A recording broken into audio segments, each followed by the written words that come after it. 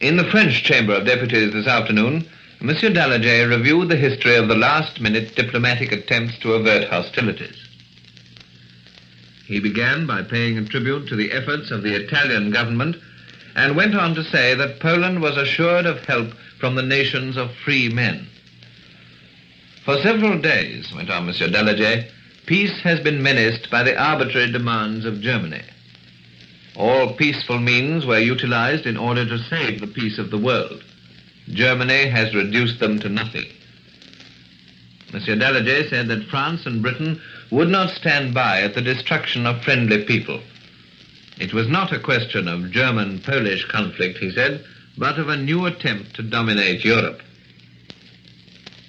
Monsieur Daladier recalled the fate of Austria and Czechoslovakia and said that with Herr Hitler it was deeds and not words that counted.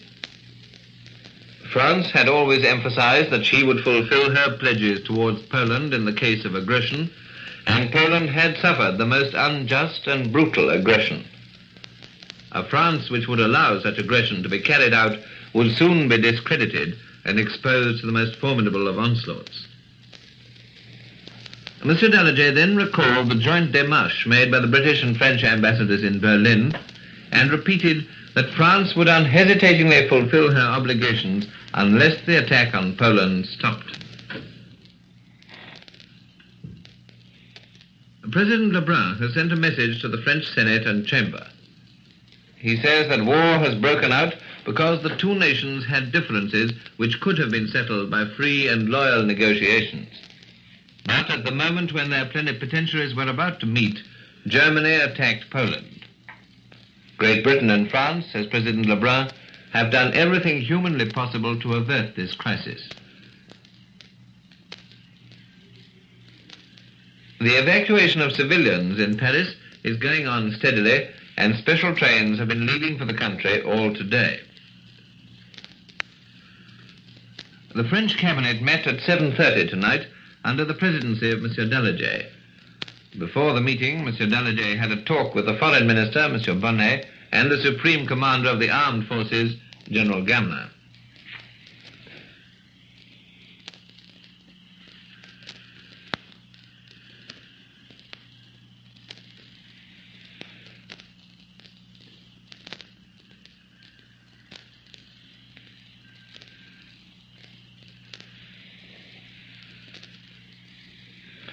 This is London Calling in the overseas service of the BBC. And now we continue the news summary. According to an official Polish telegram, Warsaw has been bombed 6 times today. The telegram adds that fighting of a most serious nature continues on the whole length of the front. An official German communique issued at midday claims that German troops advanced at all points early this morning. It was claimed that the Yalunka Pass, which is 40 miles south of Krakow, was forced and aeroplanes destroyed on Polish aerodromes. The Warsaw radio station claimed at midday that about 100 German tanks had been put out of action near Falun, 50 miles southwest of Lodz, and that 34 German aeroplanes have been brought down. Another report received via Paris speaks of 16 German tanks being disabled and 500 prisoners taken. Herr Hitler today replied to President Roosevelt's appeal about the bombing of civilians and said he had already given his aircraft orders to bomb only military objectives. The German news agency has protested against allegations that the Germans have been using gas and incendiary bombs. Martial law has been proclaimed in Poland, and evacuation measures are being taken in Warsaw. The Slovak minister in Warsaw has protested against the invasion of Slovakia by Germany, according to the official Polish news agency, and its use as a war base against Poland. Here in London, Mr. Chamberlain called a meeting of the Cabinet at number 10 Downing Street, and the Polish ambassador was present. It is reported that the British Cabinet has already been widened and that 4 new ministers will be appointed. But it was learned definitely this afternoon that the Labour Party has decided not to be represented in the government, though it will give it its full support. The House of Commons today gave a second reading to two bills. One is the National Service Bill, which will make all men between 18 and 41 subject to military service. The Secretary for War explained that it did not follow that the government would begin by conscripting men at the age of 18. Everything, he said, depended on how long a struggle might last. The other bill provides for grants to be paid in respect of injury or death caused among civilians by air raids or other war operations.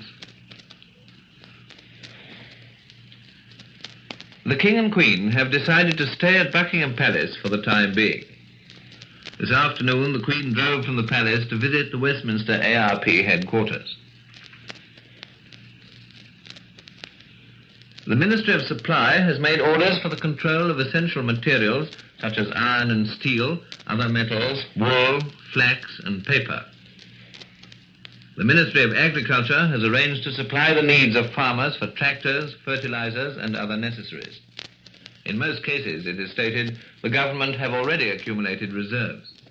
It is thought that there are ample supplies of seeds for future requirements.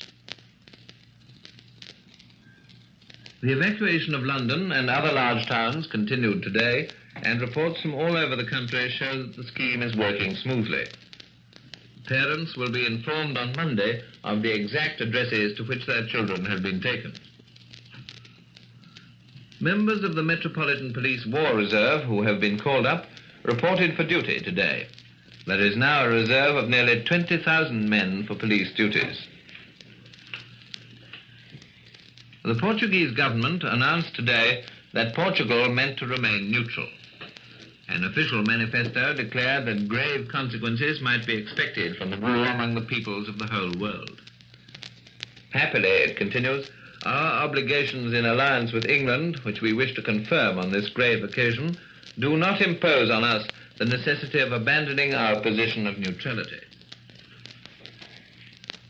The Hungarian government is withholding any declaration of neutrality as it does not recognize that the state of war exists. The Egyptian government is imposing a telephonic, telegraphic, postal, and internal censorship. Here is today's news from the Empire. The Canadian Prime Minister has sent a loyal message to Mr. Chamberlain, telling him that the government of Canada will seek parliamentary authority to cooperate at the side of Britain. Mr. Chamberlain has replied that the British government are greatly encouraged to know that Canada is at one with them in resisting aggression. The South African Parliament had a special session today, and General Herzog announced that he would soon make a statement on the government's attitude towards war. General Smuts introduced an emergency bill in the Senate to allow the new Senate to be constituted while the old one still existed. In Australia, the federal cabinet has declared that the danger of war exists. This means that power has been given to take action preparatory to proclaiming that a state of war exists when the full emergency plans would come into operation. The acting Prime Minister of New Zealand has promised full cooperation with this country. In India, the Viceroy has invited Mr. Gandhi and other political leaders to discuss the situation. 18 more Indian princes have sent assurances of loyalty to the King and offers of support. Here is a later report from the House of Commons. The Prime Minister made a short reply to Mr. Greenwood's speech. He said he shared the disgust expressed by the House at manoeuvres of the kind that were going on. The government, he added, was in a somewhat difficult position since it was difficult to synchronize action with allies by telephone. He said he felt certain he would be able to make a statement tomorrow. The House adjourned until midday tomorrow.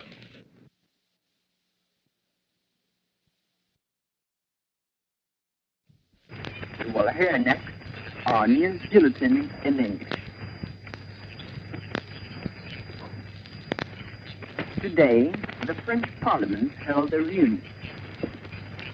The two chambers heard a message from their president, and Monsieur Lebrun, President of the French Republic, made a declaration.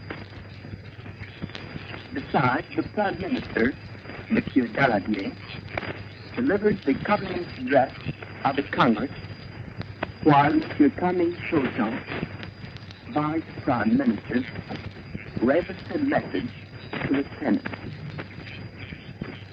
The two assemblies decided to make their union the Union Sacrée because of the international attention and especially of the German attack towards Poland.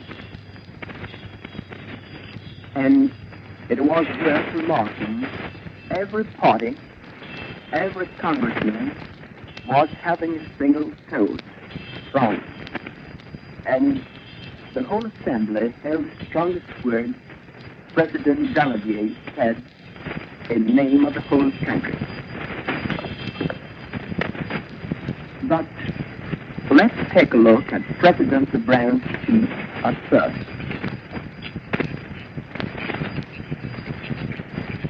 Gentlemen, you are governed under a critical moment of our national life. War burst out in Central Europe. Men are killing each other. Innocent victims are falling under aerial shooting. How did we get there? Two people had a dispute. They couldn't come to any solution. They could have come to some solution by means of free and fair negotiation, as the word told from practically everywhere. On the very moment the diplomats were going to get together, Germany most brutally attacked Poland, and it would be quite hard indeed to justify such a war declaration. England and France, who are absolutely decided to stick to their prudent, wise, and moderate policy, did their best in order to avoid such a crisis. And the voice of their leaders joined the arms of the highest moral and political authorities in the world, in order to see those who are responsible of war or peace think before starting in that horrible catastrophe. But it was no use, and unless they still want to listen to the voice of universal consciousness, which is talking to them, the worst events are getting ready. France took the necessary disposition, her security and the respect of her engagements made necessary. And she did take these measures in a perfect order, a great calm, and an absolute resolution. Young men have been watching the frontiers for a few days already. Today, the general mobilization is calling every force in order to defend the mother country. And in the name of the whole country, I send our army, our navy, and our aviation the most cordial salute and the expression of the unanimous trust of the country. As to the population, they also accomplish their duty. Citizens are more united than ever, and that union was continuously made once more.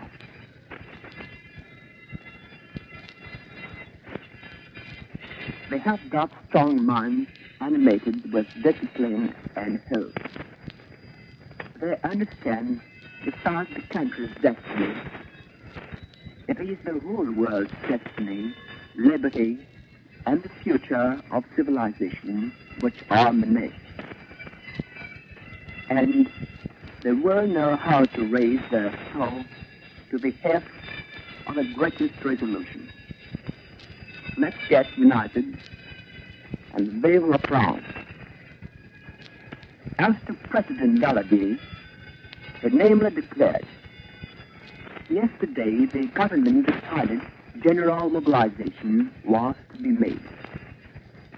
The whole nation is answering their appeal with brave and resolute call.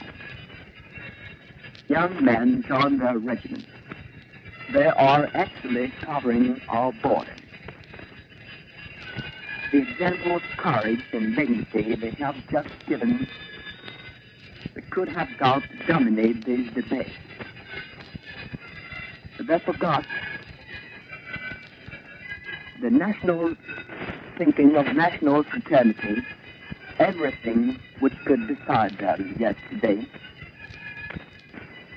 They do not want anything anymore but serving France. And while we send them the thankful salute of the nation, let's swear we shall do work their attitude. The government has just put France under the condition of acting according to her vital interests and our national honor.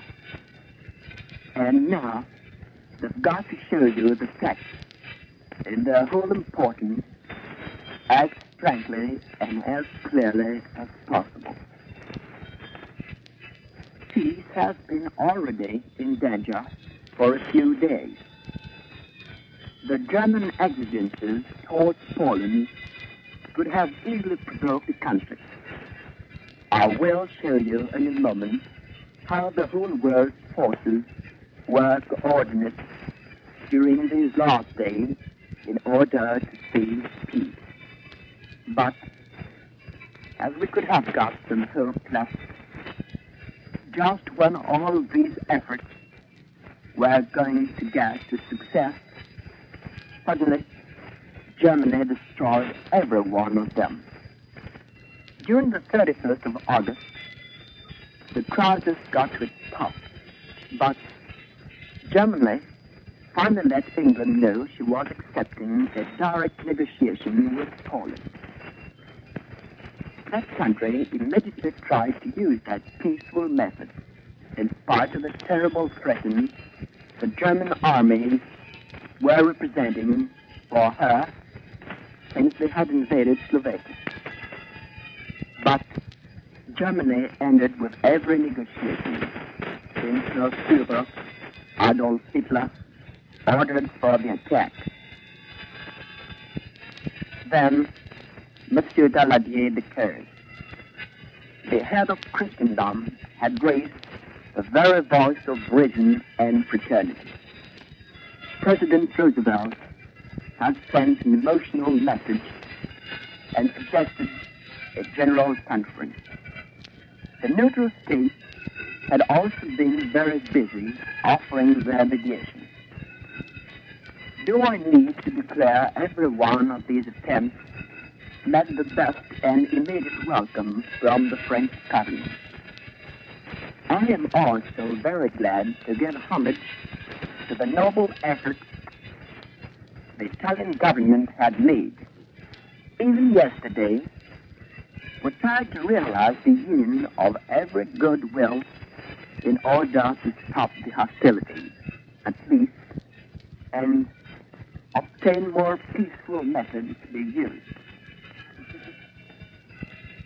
And substituted to violence. But these efforts were not quite successful up to this moment. Anyway, they showed the responsibilities Germany was assuming. They assured Poland, the victims, the real help and the moral solidarity of free men and free nations. What we did before the beginning of the fight, we're ready to do it again if the conciliating offer is made. We're ready to face it and join it once more. If the fight should stop, if the aggressors went back to their frontiers, if the free negotiation could be started, you may be sure, gentlemen, the French government would not spare the least effort in order to come to its success in the interest of the world peace. But time is getting short. France and England couldn't possibly accept the destruction of a friendless peace, since it would mean nothing but violent enterprises would be started again themselves. In fact, it is but a German-Polish conflict. No, indeed. Gentlemen, it is but a new phase of the Hitlerian dictatorship evolution towards European and world domination. And Monsieur Daladier adds, there is no question of any matter of honor, but only saving peace, our liberty, and our security. The French people do not hate any other country in this world, and I am not going to praise war under these tragic circumstances.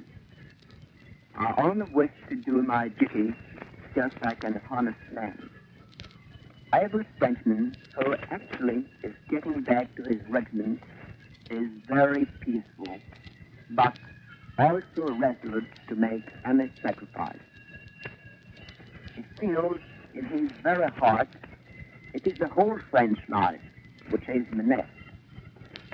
You know, we wouldn't mobilize France to throw her against a foreign country. The French people certainly wouldn't invade a small country.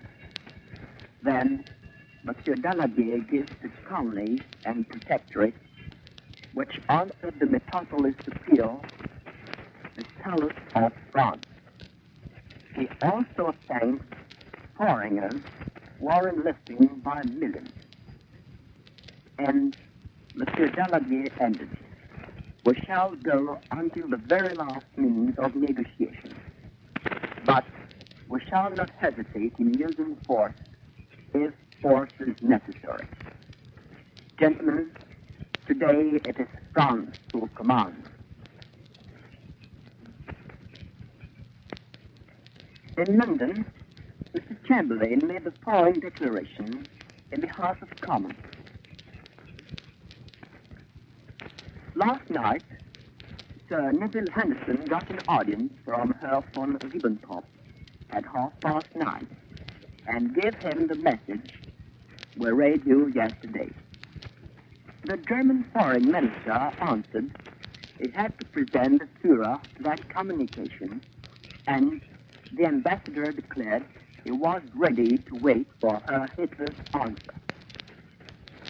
It is possible the delay is due to the fact they are actually looking, maybe, at the Italian proposition declaring the hostility should be stopped and an immediate conference be held between Great Britain, France, Poland, Germany, and Italy. His Majesty's government is really appreciating the efforts the Italian government has just made. Still, it thinks, as far as it is concerned, it is impossible to join such a meeting as long as Poland will be invaded, her cities bombed, and Danzig ruled by a single power. And Mr. Chamberlain concluded, His Majesty's government doesn't admit neither the reasons the German authorities are giving in order to justify their action, nor the validity of that very action, nor the efforts the German government gave about it. According to a Polish communique, they declare aerial fights are going on. The German aviation is continuing with its action on the whole territory without any care for the military importance of its attack. On September the 1st, Warsaw and its surroundings were attacked several times, and the loss are particularly interesting the civilian population. These two last days, the enemy lost 37 airplanes and Tu-12. A strong military pressure is made on the Podhal front in Silesia and in the direction of Czechoslovakia, would destroy the 100th pound. Fights are also going on in Pomerania and East Prussia, and also in the region of Guinea.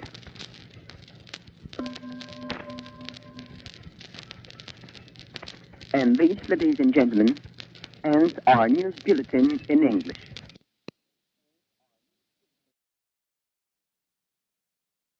With the official communique number 2 of the Polish General Staff.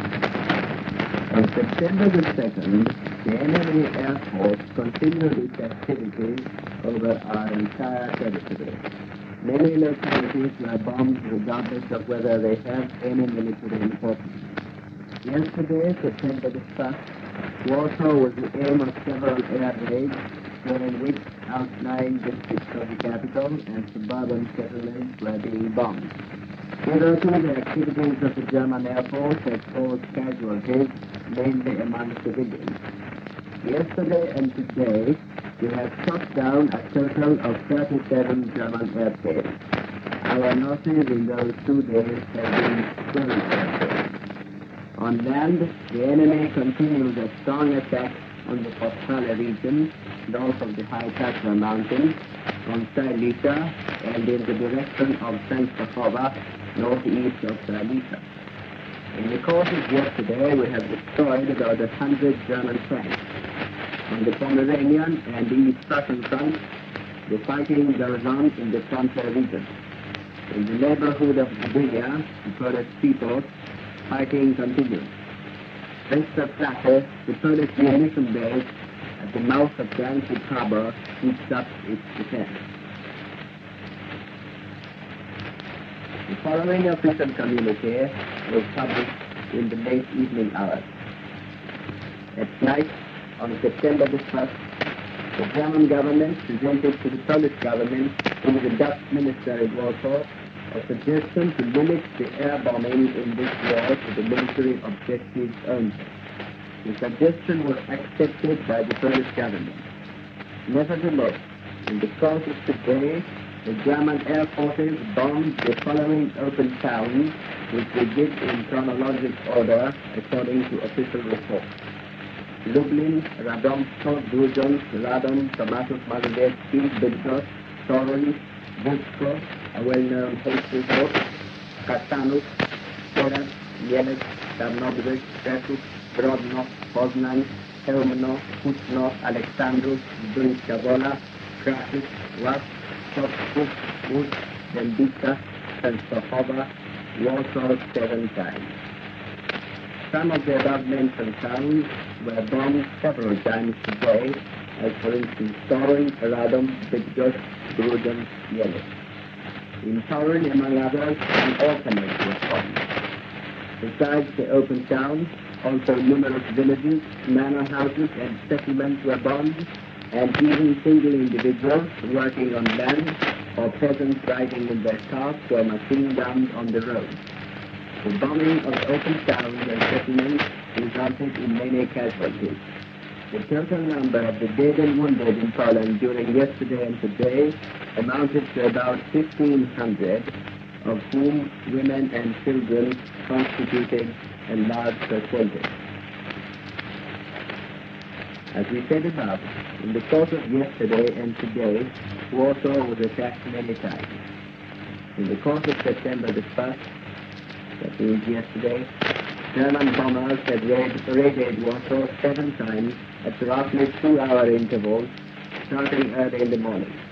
About 120 bombs were dropped, mainly of the shattering kind. More intensive bombing was reported from the outskirts of the capital and from suburban localities. In Warsaw, there were 10 people killed and 25 wounded. In the suburban area, the number of wounded is very considerable, and the percentage of severe cases is high. Today, since 8 o'clock a.m., there were 7 air attacks on Warsaw. The last, or shall we say the latest, took place at 8:10 p.m. At Lublin, 30 people were killed and 58 wounded, including 5 children.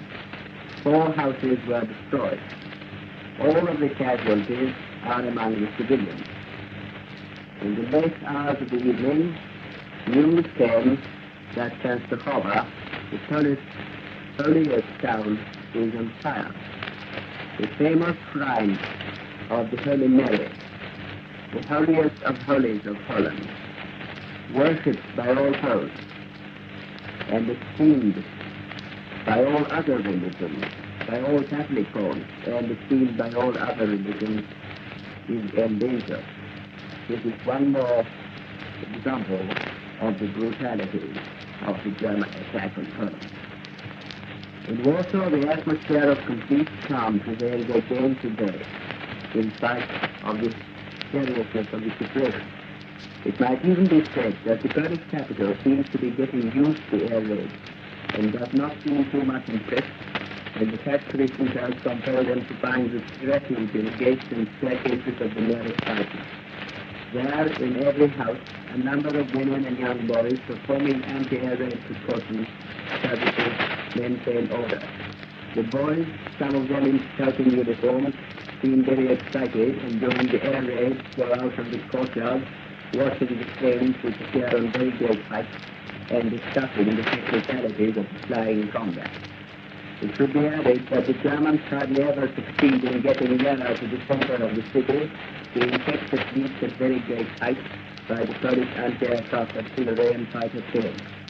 Being unable to do any bombing of the main objectives, the enemy dropped bombs on suburbs in suburban areas, particularly suffered Oxford, a suburban resort of tubercular sanatorium. On the whole, the life in Warsaw is going on quite normally. All theaters and cinemas stay open, having begun their autumn season as usual. Newspapers, which are printed on slightly fewer pages than usual, owing to the fact that much of their staff was conscripted, publish large half-page advertisements of new films shown in the capital. The only difference noticeable during the intervals between the air raids and Parenti is the smaller number of taxis and other vehicles on the streets, as many of their drivers were conscripted. Women seem to prevail among the people on the streets. Finally, many people are carrying gas masks. Hitler's promise not to use poison gas did not seem to fill them with complete trust, as most of the flats prepared airtight rooms where also 2 weeks' provisions are being kept in case of any impediments in transport and food supplies to the city. At present, no shortage of foodstuffs whatever is sent. Prices are kept at a level everywhere after the strong measures taken by the government against all those who betrayed an inclination towards profiteering during the first days after the defense preparations were increased. The general atmosphere is that of a firm resolve to go through this experience when such necessity arose, no matter how long it would take. The general opinion repeated everywhere in the papers and by the people in the streets, in cafes and in private parties is that odds are against Germany in this war, much more so than they were in the last war. Today, the other Polish citizens declaring their loyalty and decision to fight the invader, also the citizens of Jewish race were joined. The executive of the Polish Rabbis Union appeals to also the citizens of Jewish race to give their lives and property in defense of the country. The Association of Rabbis with University Education issued also an appeal to the Jewish community, declaring as an organization of the spiritual leaders of the Jewry in Poland that this country did not want war, nor was she guilty of its outrage. Poland, with unprecedented patience, tolerated the persecution of Polish minority in the Third Reich and the persecution of the Poles in Danzig. Now she has been forced to accept the war, not only for her independence and security, but also for the sake of all those countries in which liberty based on law and justice is the supreme good. The Polish Jews consider it as their duty to join the ranks of the defenders of the Polish state as its citizens. The Jews in Poland, such that the heroic self-defense of Poland shall result in the victory of all those peoples of Europe which love freedom and in the triumph of law, justice, and peaceful collaboration of nations. In this struggle, they will certainly be helped by God. The appeal of the two supreme representations of the Jewish community in Poland proves that in the struggle with the invader, there is no citizen in Poland who would not understand the duty for the country. They all, without any exception, answered the appeal of the President, so as their national honor required and their attachment to the Polish state. The Polish Parliament met today at 3 p.m., and the importance of the moment was accentuated by the air raid of German bombers which began at the moment when the Prime Minister spoke. The Premier stated that the situation is clear. We have been attacked and we fight, he said. We all know the events which preceded the outbreak of this war which has been enforced upon us. The Prime Minister put the government at the disposal of the Commander-in-Chief. Also, two representatives of the Ukrainian minority in the Parliament declared their full solidarity with the point of view of Poland, as well as full support with the cause. From you, parliamentary representatives of Polish nation, we expect only to understand that the idea of Polish-Ukrainian brotherhood lives. We so consider the representatives of the Ukrainian minority, Mr. Speaker. With this news, we conclude our daily bulletin in English. It is entirely up to the decisions of Britain and France if peace is to prevail in Europe or not. This is the tenor of commentaries published by the German press in its editions on Saturday evening. Britain only will be responsible, the Hamburger Fremdenblatt, for instance, declares, if the present crisis is to develop into a general conflict. The paper emphatically denies the theory which holds that Germany is the aggressor in the present conflict with Poland. Mr. Chamberlain, the paper continues to say, prefers to view the advance of the German troops as an aggressive action which menaces the independence of Poland. But such arguments can be set forth only if he actually intends to set the Anglo-Polish Pact into operation. For the sake of history, however, the fact must be nailed down that the numerous border incidents in Silesia and East Prussia, and especially the Polish bombardment of Beuthen, created a situation which made it incompatible with the honor of a great power to let that series of military transgressions go by unpunished. Germany's action is an act of defense. Reports spread by the English News Service Exchange Telegraph and by the broadcasting station of Poland are being emphatically denied by Berlin. These reports asserted that German airplanes had dropped gas and incendiary bombs in the vicinity of Posen. The German official news agency, Deutsches Nachrichtenbüro, has been empowered to make the following statement. In the wake of false political reports with a tendency to cause alarm, this is the first atrocity story in the military field. It should be pointed out most emphatically that the disseminators of such atrocity stories are taking upon themselves grave responsibility. In view of the Führer's statement before the Reichstag to the effect that the German Air Force received orders to attack military objectives only, provided that the opponent keeps to the same rule, this piece of atrocity reporting has become a dangerous game. A warning against inventing such atrocity tales, the Deutsches Nachrichtenbüro goes on to say, can therefore not be emphatical enough. Such atrocity stories were permitted to go through by another Germany, but not by this one. Germany's currency and financial situation was a subject dealt with at a meeting of the directors of the German Reichsbank, which convened on Saturday with Reich Minister Funk, who holds the post of President of the Reichsbank, presiding. The German Minister of Economics pointed out that not the slightest tendency of nervousness had become noticeable in the German banking and financing system, very much in contrast to such tendencies prevailing in foreign countries. The German exchanges, the minister emphasized, are operating properly and exhibit a confident attitude. The German Reichsbank had therefore no reason for issuing decrees of any kind which might be necessary for the protection of the currency and the monetary and credit system. All German girls aged between 17 and 25 years, a proclamation by the leader of the Reich Labor Service, read, are being called upon to do honorary service with the labor service for women.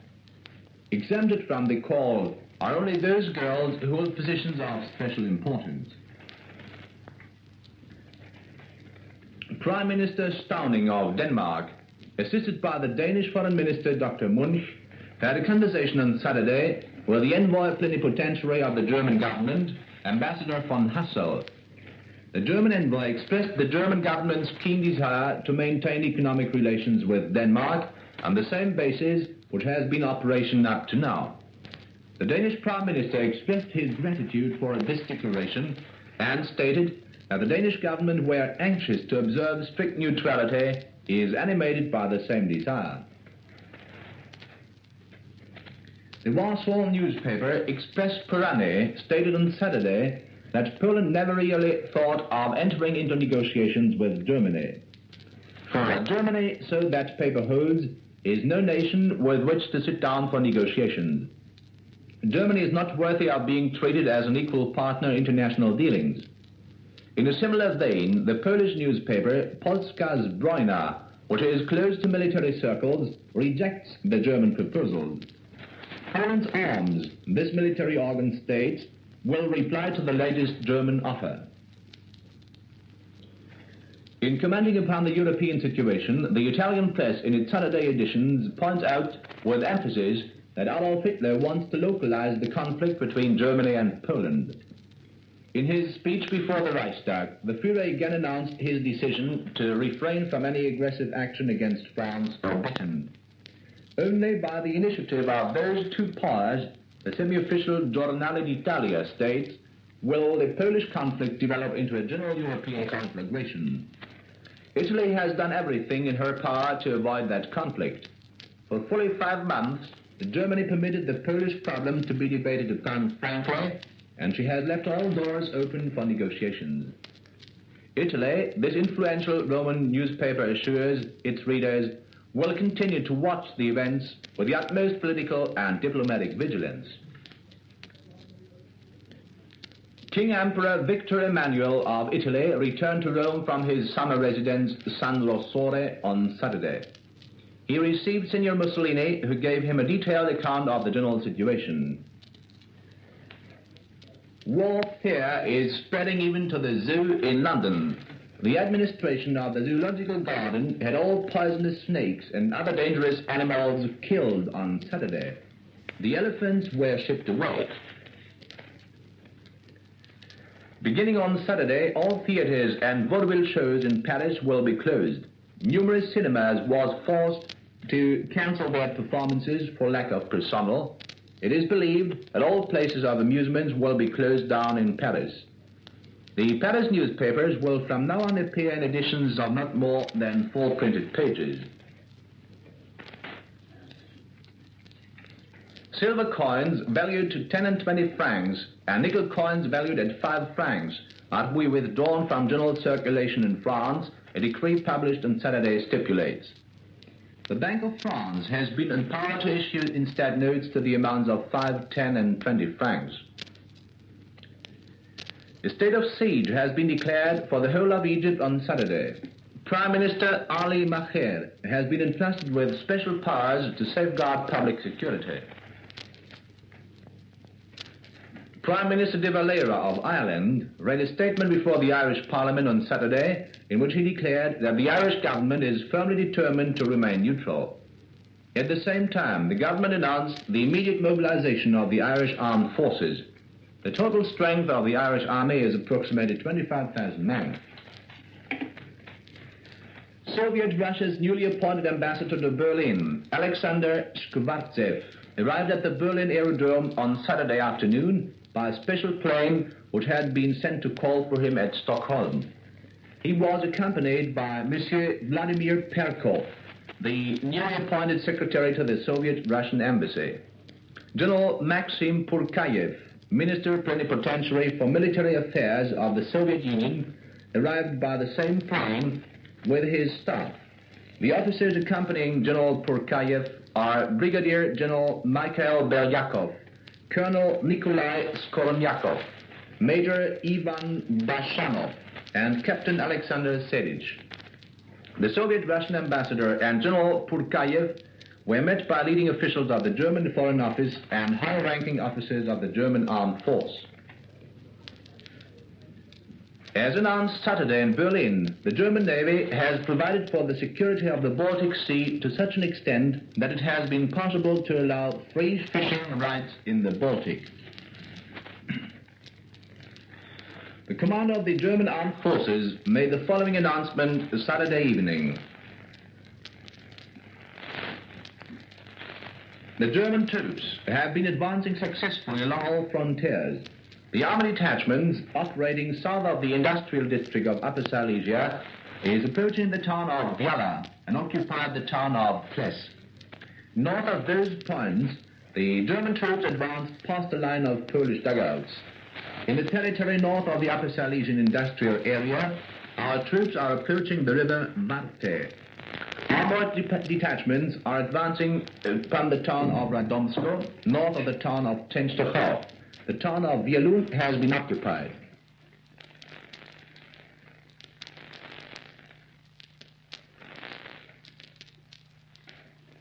Rapid advances are being made upon the town of Sierrach by the troops operating along the line past the town of Kempen.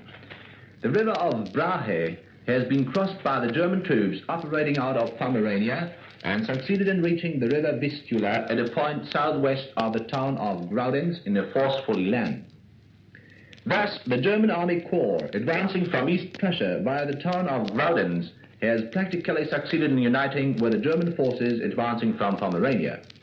The Polish army detachments stationed in the northern parts of the corridor section have thus been cut off. They are being mopped up by the German forces in encounters in the section which is known as Tuchel Heath. Other German troop contingents advancing from East Prussia in a southerly direction gained ground. The German troops are advancing upon the town of Placic.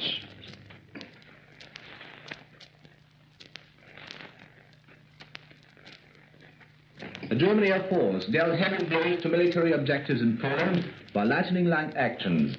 Numerous Polish airplanes were destroyed in aerial encounters. A great number of military aerodromes were attacked from the ground, especially in the vicinity of the following towns: Gdynia, Krakow, Lodz, Radom, Dęblin, Brest-Tiraspol, Lublin, Lak, Gotha, Warsaw, Oklechi, Posen, Lewica. The aeroplanes stationed in the hangars and upon the flying fields went up in flames. Furthermore, railway track lines were destroyed and military transports were derailed. Marching columns of the Polish army which were retreating were bombed.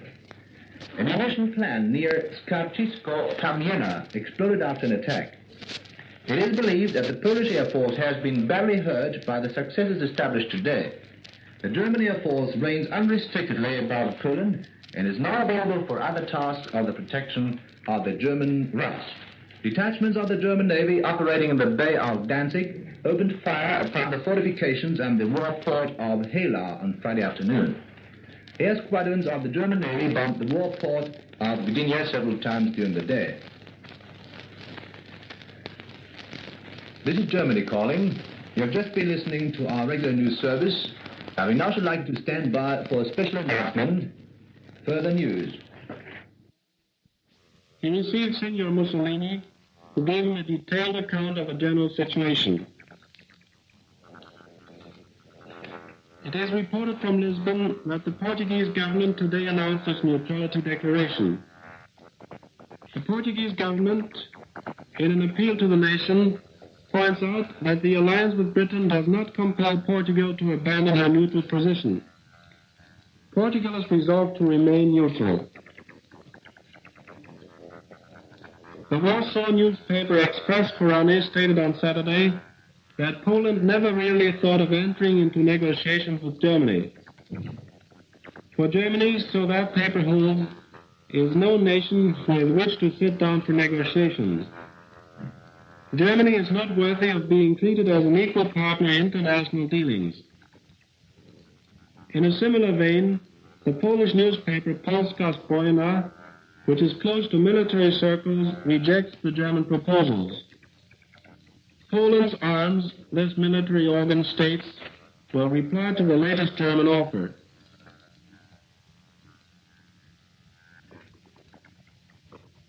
The Polish radio reports on a decree of the Polish government forbidding all credit institutes in Poland to pay out any credits for a period of 7 days. There will be no transactions in the Polish credit system during this period.